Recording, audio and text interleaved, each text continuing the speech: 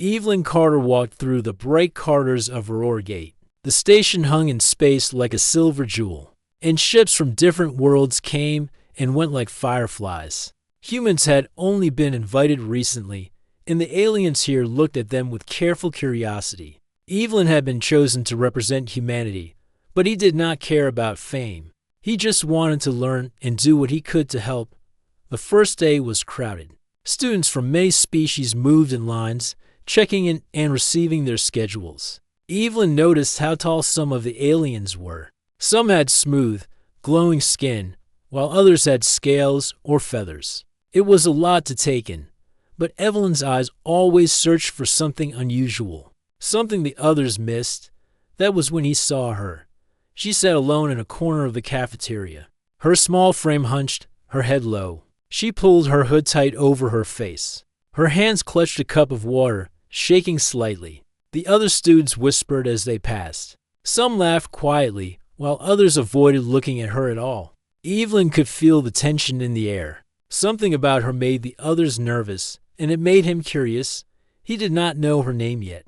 No one did, it seemed. Some called her the quiet one. Some called her the scarred girl. Evelyn did not think that was fair. She looked tired, as if the weight of her world rested on her shoulders. He decided he would learn her name someday. At lunch, Evelyn walked past her table. His friends were calling him to sit with them, but he ignored them. He slid into the empty chair next to her. She froze, her fingers tightening on the cup.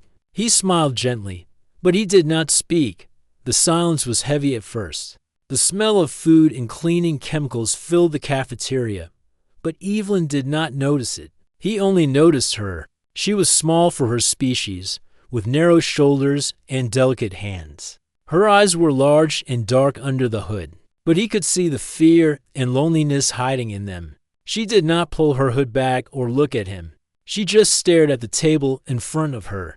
Evelyn did not feel rejected. He understood. She was not ready. The minutes passed. Students walked past, whispering and staring. Some stopped and stared harder when they saw Evelyn sitting quietly beside her. They whispered among themselves. A few of the more confident students laughed. Evelyn ignored them. He did not move or speak. Finally, she shifted slightly. He noticed it, a small tilt of the head. She did not speak, but she did not run either. Evelyn felt a small hope inside him. After a few days, he learned her name. It was Lyra Vesh. The name was soft, almost musical, but she said it in a low voice, like she was afraid someone would hear it and make fun of her. Evelyn repeated it carefully in his mind, Lyra. He liked the sound of it. Evelyn began to notice small things about her, how she always cleaned her utensils carefully, even when she was alone, how she stared out of the observation windows for long minutes, watching ships leave and arrive, how she flinched whenever someone laughed too loudly near her. He never asked her to speak. He never tried to force her. He only sat there. Some humans would have spoken to her, tried to cheer her up, or asked questions. But Evelyn knew that some silences were better than words. Some silences build trust faster than any conversation. On the third day, something happened. A group of alien students blocked the hallway. They were larger than Lyra, and they laughed at her. Hideous, one of them said in a low voice, just loud enough for her to hear. Evelyn's hand brushed against hers under the table. She flinched, but did not pull away. The lunch period ended, and Lyra moved quickly toward the observation deck. Evelyn followed. The observation deck had a huge glass wall, showing the black of space and the tiny lights of distant ships. Lyra leaned on the railing, her hood still covering her face. She breathed deeply, as if trying to make herself small, invisible. Evelyn did not speak. He just leaned beside her. He felt the hum of the station through the metal floor. He felt the faint vibration of ships docking. He felt the warmth of her beside him. She did not speak, but she did not leave either. Why are you here alone? He asked finally, his voice soft. She jumped slightly, then kept looking out the window. She did not answer. Evelyn did not push. He understood that some things were not easy to share. The next day, a class began. Lyra sat in the back row, hood still on her head. Evelyn noticed the way other students avoided her. They stared, whispered, sometimes pointed. It did not bother Evelyn. He only thought about how brave she was to show up at all. During a break, Lyra stayed behind in the classroom. Evelyn sat in the chair next to hers. A small alarm went off in the lab, a warning light blinking red. Most students ignored it, but Evelyn noticed. Lyra moved her hands over a small device on her desk, and he saw the faintest hint of her scars along her wrist.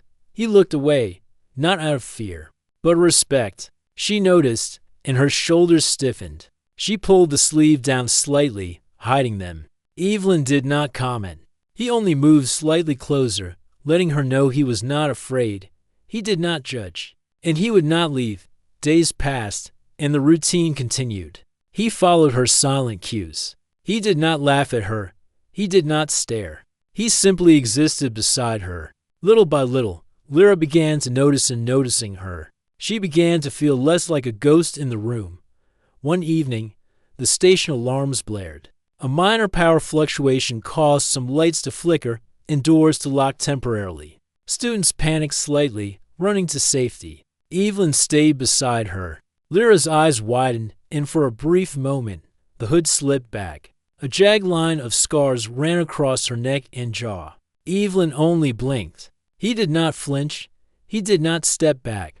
She saw the calm on his face and felt something strange. No fear, no disgust. He simply sat beside her, his presence steady and quiet. Lyra pulled the hood back again quickly, covering her face. She whispered to herself, "I cannot show anyone." Evelyn said nothing. He did not need to. Sitting there without a word told her everything he could. He was not going anywhere. He would not judge. He would not leave. The night passed. Lyra returned to the observation deck alone. Evelyn found her there. He did not speak. He simply sat beside her. She stared out into space. She let the silence stretch. For the first time in a long time, Lyra felt a small relief. She did not have to explain herself. She did not have to hide from him. She could just exist, and someone else would sit with her in those quiet moments. The first thread of trust began to grow. Evelyn did not know it yet, but he had already changed her life. Lyra did not speak to him yet, but she no longer feared him. That was enough for now. She pulled her hood slightly back, just enough so he could see her eyes. Evelyn smiled gently. He did not say a word. He simply sat there, and in the quiet, that simple act of not running, not judging, not speaking meant more than words ever could. The galaxy outside moved in silence. Ships coming and going. The stars twinkled like tiny lights in the dark. Inside the observation deck, two beings from different worlds sat together. One hid her scars, one hid nothing. And for the first time, neither felt alone. It was a small beginning. But beginnings were always the most important. Evelyn knew nothing about the battles Lyra had faced, and she knew nothing about the humans he had left behind on Earth. But together, in that quiet moment, they shared a connection stronger than fear or hatred. And neither of them noticed that other students had begun to watch. Some with curiosity, some with awe, others with doubt. But Evelyn and Lyra ignored them all. They had discovered something far more important: trust. The next morning, Evelyn arrived at the observation deck earlier than usual. The station was quiet, and the soft hum of machinery filled the air. He found Lyra already there, sitting near the large glass window. Her hood was on, hiding her face. She didn't look at him, but she didn't move away either.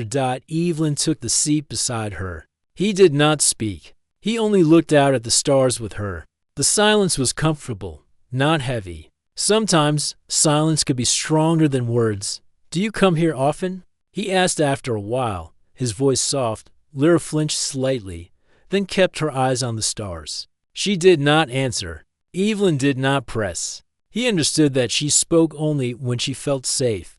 Over the next few days, Evelyn followed the same routine. He would find her, sit beside her, and say very little. Sometimes he brought a cup of tea. Sometimes he simply leaned back and let her sit in peace. Lyra began to notice that his presence never felt dangerous or demanding. She began to breathe easier when he was near. One day, during a practical class, the students were asked to repair a small drone. It was part of the engineering curriculum on the station. Evelyn worked quickly, finishing his task. He glanced around and saw Lyra struggling. She was holding pieces of metal awkwardly, her hands trembling slightly. He walked over. "Do you want some help?" he asked. Lyra shook her head. "I can do it," she said quietly. Her voice was small, soft, almost like a whisper.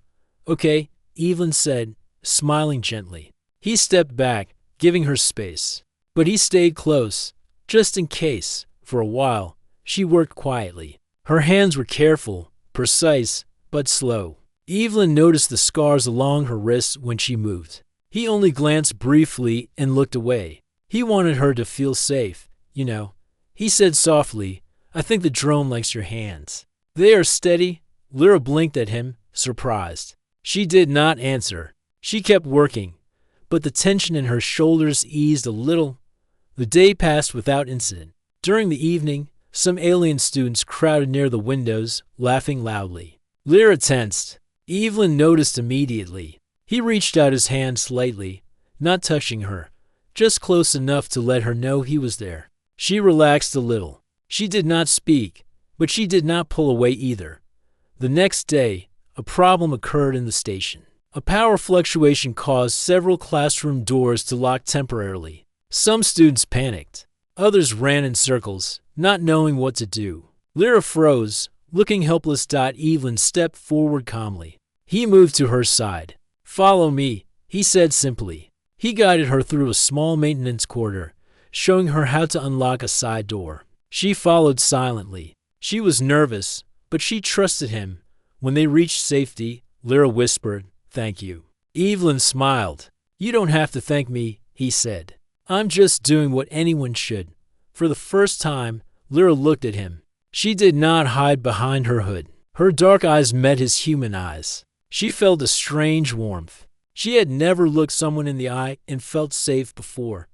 After the incident, Evelyn and Lyra began spending more time together, not in the crowded areas, but in quiet corners of the station. They sat on observation decks in empty classrooms, and sometimes in maintenance halls when no one was around. Evelyn learned more about her. Lyra had survived a terrible attack on her home colony when she was younger. She had saved her younger brother, but she had been injured badly. The scars she carried were from that day. She had never shown them to anyone. She hid them under clothing and hoods, afraid of judgment. "You think I look ugly?" she asked one evening, finally speaking more freely. Evelyn looked at her. "No," he said firmly. "Not at all. Your scars show you survived. They show strength. Nothing about them is ugly." Lyra stared at him for a long moment. She had never heard anyone say that before. Most people avoided her, stared, or whispered. No one had ever called her strong. She started, then stopped. Words failed her. Evelyn did not push. He only nodded. In the following days, Lyra began to open up more. She removed her hood slightly when they were alone. She even laughed quietly once when a human joke was told in the cafeteria. Evelyn noticed, and his heart lifted. The small signs of life, the small signs of trust, meant more than anything else. One afternoon, a group of alien students cornered her near the training hall. They mocked her appearance and whispered insults. Lyra froze, unable to move. Evelyn stepped in. "Back off," he said calmly but firmly. His voice carried authority, even without anger. The students stared at him, then at Lyra. They muttered under their breath but moved away. Lyra's eyes widened. No one had ever defended her so openly. She felt a mix of fear and relief. "Thank you," she said softly. Evelyn only nodded. "You don't need to thank me," he said again. From that day on, some of the students began noticing the bond between them. Whispers spread across the station. Some questioned it. How could a human and a Dalari become friends? Was it dangerous? Could it work? Evelyn ignored the questions. He only focused on Lyra. They began working on projects together. Lyra had a small personal drone that was damaged from years of neglect. Evelyn helped her repair it. His hands guided hers, teaching her gently. At first, She was hesitant, afraid she might break something. But slowly, she began to trust him completely. The drone began to move properly again, its lights blinking and wings adjusting. Lyra smiled, a small, quiet smile, but genuine. Evelyn felt happy seeing it. She had smiled like that only a few times in the last few years. One night, while sitting on the observation deck, Lyra removed her hood completely. Evelyn noticed her scars for the first time in full. Jagged lines ran across her jaw and neck. She expected him to look away, to be shocked or disgusted. He did not. He only blinked once and smiled gently. "You are brave," he said. She stared at him. You aren't afraid?" "Why would I be?" he asked. "You are who you are. That is enough." For the first time in years, Lyra did not hide. She let the light fall on her face. She let the stars shine on her scars. She did not move away. Evelyn did not speak more. He just sat beside her. The silence was comfortable. It was safe. In the next few days, Lyra began to remove her hood more often. She did not speak much about her past, but she no longer flinched when people looked. She walked through the station with her head slightly higher. Evelyn continued to sit beside her whenever he could. One evening, the station experienced a minor structural issue. A walkway in the residential section began to shake slightly. Students panicked. Lyra froze at the edge of the corridor. Evelyn grabbed her hand and guided her to safety. "You saved me again," she said softly. "No," he said. "We save each other." Lyra looked at him. She felt something she had not felt in a long time: safety, trust, and the warmth of friendship. In the quiet moments after the danger passed, they returned to the observation deck. Stars stretched endlessly beyond the windows. Lyra leaned slightly closer. She did not speak. Evelyn did not speak. Words were not needed. In those days, their bond grew quietly, steadily. Students whispered, faculty noticed, but Evelyn and Lyra ignored them. They had discovered something stronger than fear or rumors, a friendship built on trust and understanding. And for Lyra, who had hidden her scars and shame for so long, the presence of a human who did not look away, who did not judge, who simply sat beside her, began to heal something inside her. She did not know what the future held. The galaxy was still full of danger and judgment, but at that moment, in the quiet of Aurora Gate, with the stars above and the soft hum of the station beneath them, she felt a spark of hope she had not felt in years. It was a simple thing, a human sitting beside her without words, and that was enough to change everything. Days passed at Aurora Gate, but nothing about the station felt ordinary anymore. Lyra moved more freely, though she still kept some distance from most students. Evelyn remained a constant presence beside her, never rushing her, never asking questions she wasn't ready to answer. She felt safer with him than anywhere else. One morning, the engineering lab buzzed with activity. Students were building a prototype shuttle for practice drills. Evelyn worked alongside his human classmates, fixing a small thruster and tightening screws. Lyra sat in the corner at first, her hood pulled low, watching quietly. Evelyn noticed her hesitation. He waved her over. "Do you want to try?" he asked. Lyra shook her head. "I might break something," she whispered. "You won't," Evelyn said gently. "I'll help." After a moment, she stood and followed him. Her hands were steady but careful as she adjusted a small panel. Evelyn guided her fingers over the edges, showing her exactly where to fit the wires. Her breathing slowed, and a small spark of confidence appeared in her eyes. "See?" Evelyn said. "Nothing breaks if you take your time." Lyra smiled faintly. "It feels nice, working with someone who trusts me," she said. Evelyn nodded. "Everyone deserves that," he said softly. That afternoon, a group of alien students gathered nearby, watching them work. Some whispered, some snickered. Lyra's ears flattened, and her tail flicked nervously. Evelyn noticed immediately. "Ignore them," he whispered. "They don't matter." Lyra took a deep breath. "I try," she said quietly. A few minutes later, one of the larger alien students stepped closer, looking at her with amusement. "Why do you even try? You are weak. You look like you have been through war. You should stay hidden." Lyra froze. Evelyn's hand brushed hers, steadying her. Words like that do not define you, he said calmly. Actions do, and your actions are strong. The student stared at Evelyn, then at Lyra, before shrugging and walking away. Lyra felt a small rush of pride and relief. Evelyn's calm presence gave her courage she had never felt before. That evening, the two of them sat on the observation deck again. The stars stretched endlessly outside, each tiny light a reminder of how vast the galaxy was. I never thought I could feel safe with someone, Lyra admitted softly. Her hood lowered so Evelyn could see part of her face. People always stare at me, or whisper. They make me feel wrong, Evelyn nodded. I know, he said. But you are not wrong. You are not alone. And you are stronger than most people know. She looked at him. Do you think my scars make me ugly? Evelyn shook his head firmly. No, they show you survived. They show courage. That is beautiful. Lyra blinked. She had never heard words like that before. Her voice trembled as she said, I don't know if I can believe that. You will, Evelyn said simply. I believe it for both of us until you do. The next day, the station announced a joint exercise. Students were to work in teams to simulate a rescue mission. Lyra was paired with Evelyn and a few others. At first, she hesitated, unsure of how to work with the group. Evelyn stayed beside her, showing her quietly what to do.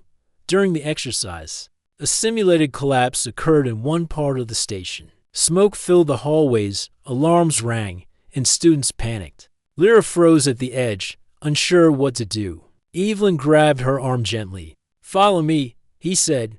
Together, they navigated the smoke-filled corridor. Lyra adjusted quickly, helping guide students who were lost. Her strength, both physical and emotional, surprised even herself. The other students began to see her differently, not as the quiet, scarred girl, but as someone capable and brave. By the end of the exercise, the instructors praised the team.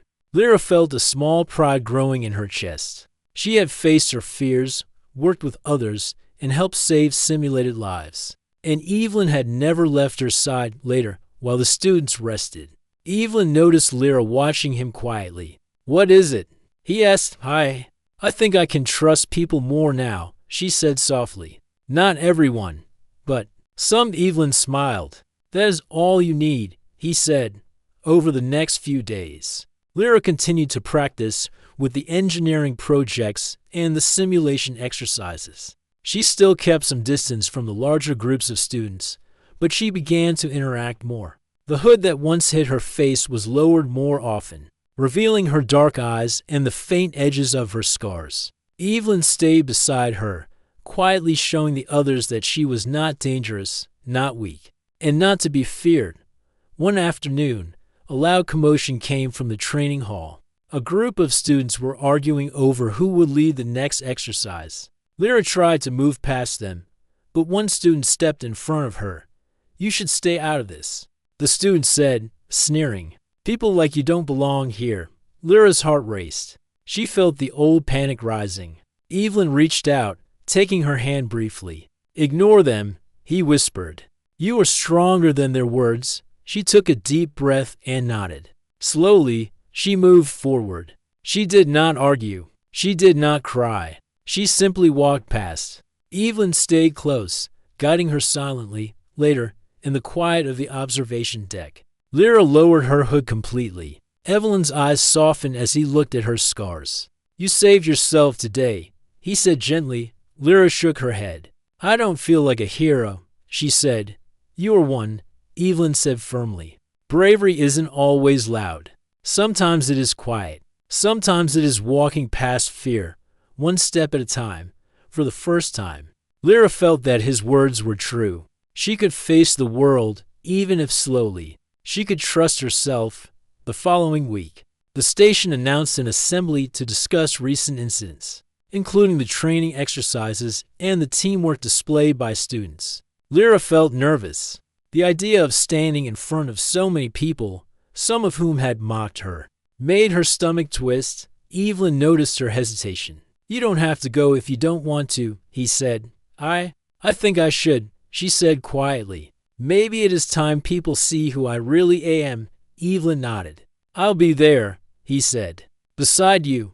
When the assembly began, Lyra walked into the large hall. The room fell silent. Students and faculty stared. Her hood was gone. Her scars were visible for the first time to many people. She felt all eyes on her, and for a moment, panic rose again.